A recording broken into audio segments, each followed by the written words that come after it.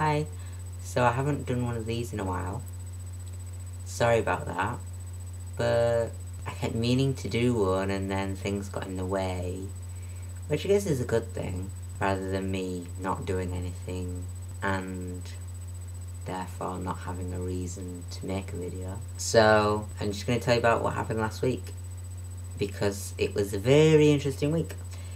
And it all kicked off on Monday when I went bowling. I haven't been bowling in years. Here's how that went. You don't need to get a good angle. Yeah, I do. I'm going for the wobble net.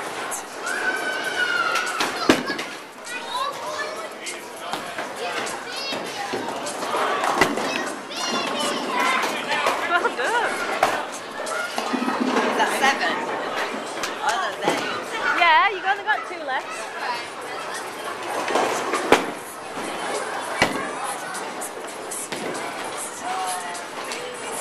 Hey! Sorry, so who's got the first spare of the game? Done.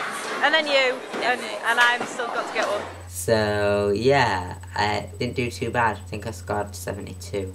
So on Tuesday, I met with Carrie again to have a meeting about joining this creative writing course, which is at Deacon House in Seacroft. That went great, and it was really laid back, not at all what I thought it was going to be.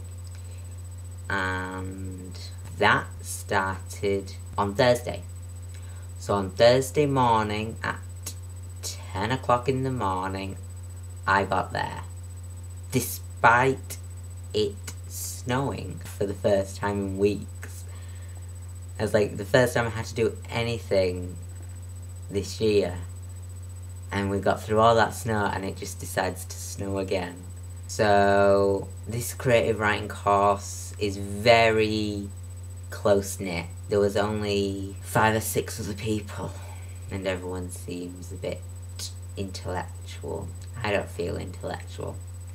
So we were given a task to pick a character from our lives that stood out, and we listed some points about them, and then we swapped them over and we had to get someone else's character and make up some points, and then we had the fictionalized character and we had to place them in this scenario where they had been suspected by the police of doing something wrong. So it was very quick and very, very creative. It really got your mind going. And now, for you, as a special treat, I shall read what I wrote and read out. My character was called Barbara. And Barbara is about 60 years old and she's a librarian. Ooh, this is interesting.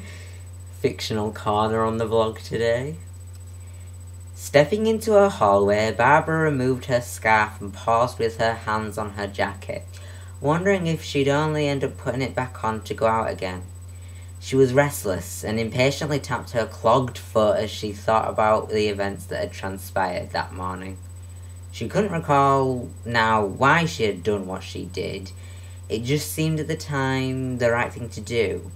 In her previous 35 years as headmistress of Aiden's Fort Academy, she had never once lied, and no one would ever have associated her with dishonesty and cunningness. But in those short few seconds before the policeman approached her, she'd formulated an alibi as if she'd had years of practice. And then we go back to what happened at the library. Back again, I see. Barbara addressed the policeman who loomed over her like a statue. His nostrils flared as he referred to his flip notepad notebook to recall Barbara's name. Ms. Berry. Barbara, please. Barbara interrupted. The policeman repeated her formal name and went on. Miss Berry, it's transpired that you were in fact present within the vicinity of the crime yesterday, and therefore... I didn't lie, Barbara interrupted again. As I told you before, the library was very busy, and I had a very hectic morning that day organising the exhibit. That was interesting. So, the general gist of that story is going to continue on to be Barbara has come into possession of this Egyptian artifact that was on display at the library, and it belongs to someone and has suspected of having a curse on it. Because I cannot write a normal story. It has to have mystery and ghosts and scariness and intrigue. It can't just be war and peace. So that lasted until 12 o'clock, and then I went straight to the hospital to have my routine transfusion. Only I couldn't, and I had to wait 3.5 hours before I started it.